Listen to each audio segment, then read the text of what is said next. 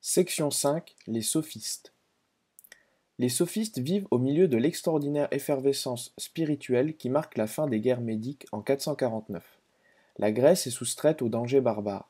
L'empire maritime athénien comprend une partie des îles de l'Égée, et la vieille terre de civilisation qu'est l'Ionie, Périclès, mort en 429, introduit à Athènes la constitution démocratique.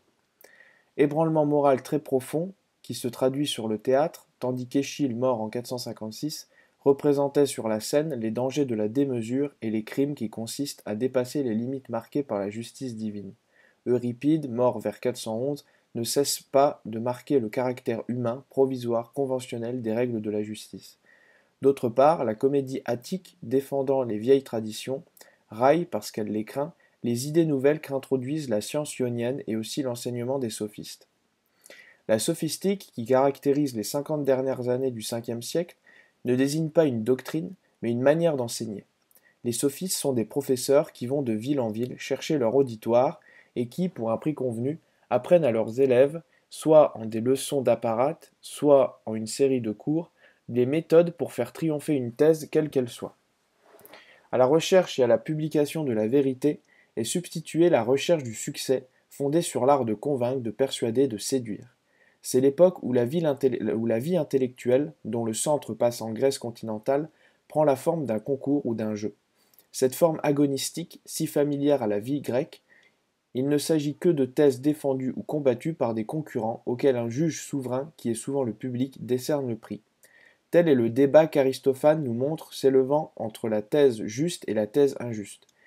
Entre guillemets, qui es-tu demande le juste. Une thèse. Oui, mais inférieure à la mienne? Tu prétends m'être supérieur et je te tiens la victoire. Quelle habileté as-tu donc? J'invente des raisons nouvelles. Fermez les guillemets. Tel le débat sur l'idéal de vie qu'Euripide dépeint dans l'Antiope entre l'ami des muses et l'homme politique. Platon nous montre par contraste Socrate se dérobant à ses concours.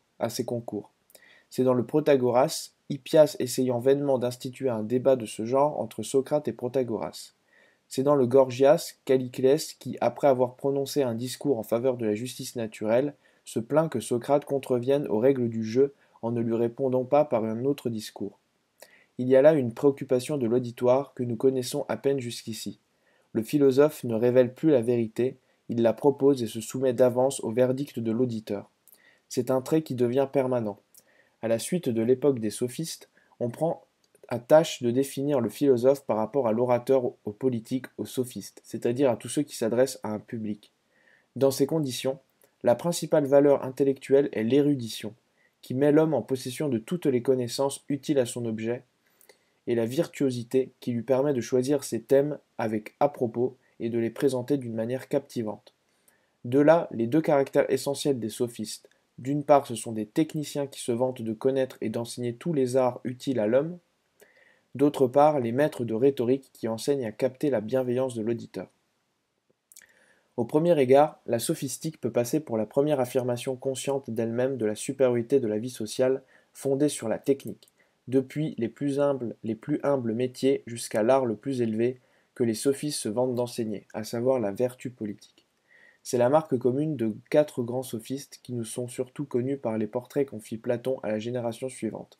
Protagoras d'Abdère, qui florissait vers 440 et qui scandalisa les Athéniens par son indifférence en matière de religion.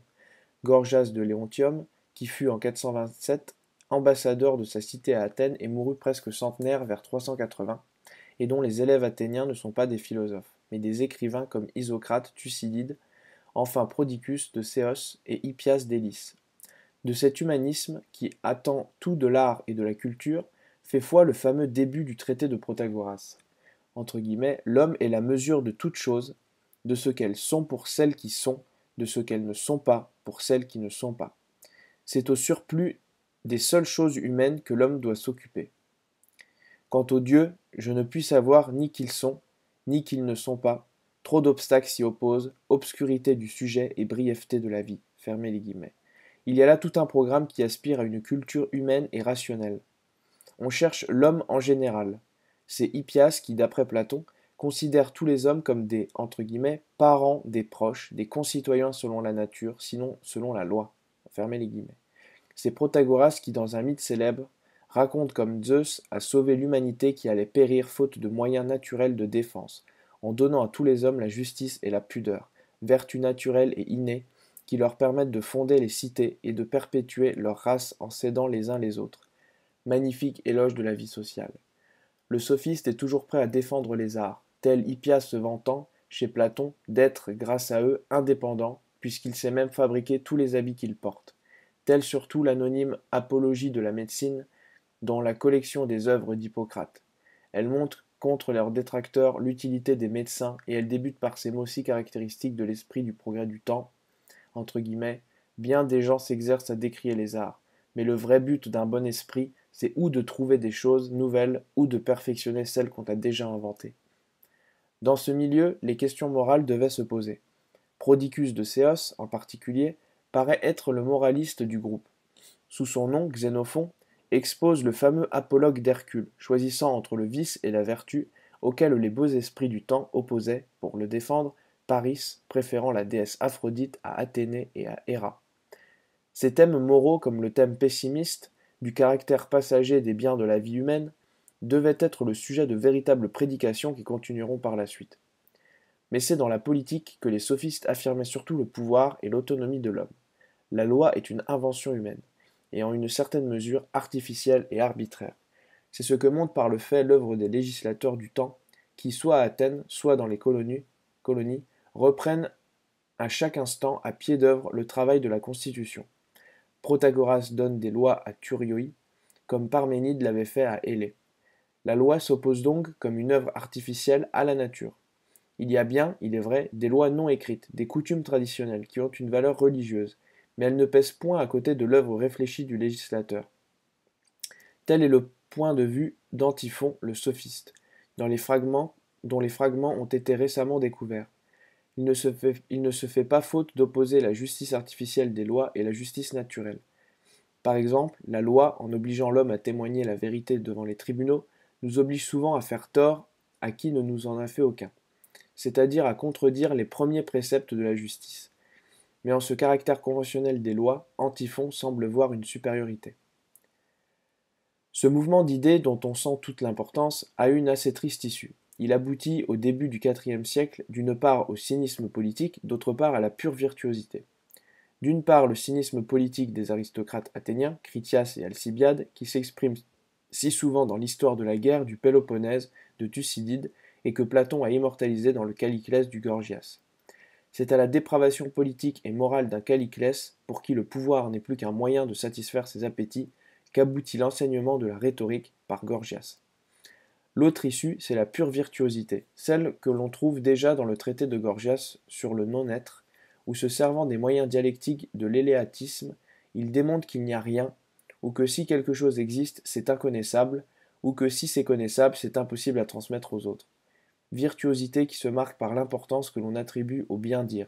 L'enseignement rhétorique de Gorgias, les travaux de grammaire générale de Protagoras, les recherches de Prodicus sur les synonymes.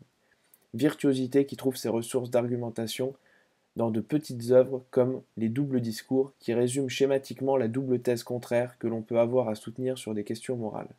Virtuosité qui a enfin sa dernière manifestation dans l'art de la dispute ou l'éristique, dont Platon s'est si cruellement moqué dans l'Eutydème. L'éristique a des moyens très faciles de venir à bout de son adversaire par deux ou trois principes fort simples tels que l'erreur est impossible et toute réfutation est impossible. Tels étaient, malgré les talents supérieurs des sophistes, les résultats d'une conception de la vie intellectuelle uniquement dirigée par le succès. Pourtant, de ce mouvement, pas plus que des précédents, rien de positif n'est perdu. Naturalisme ionien, rationalisme de la Grande Grèce, esprit religieux d'Empédocle et des pythagoriciens, humanisme des sophistes, nous allons voir tous ces traits s'unir chez le plus prestigieux des philosophes grecs, chez Platon.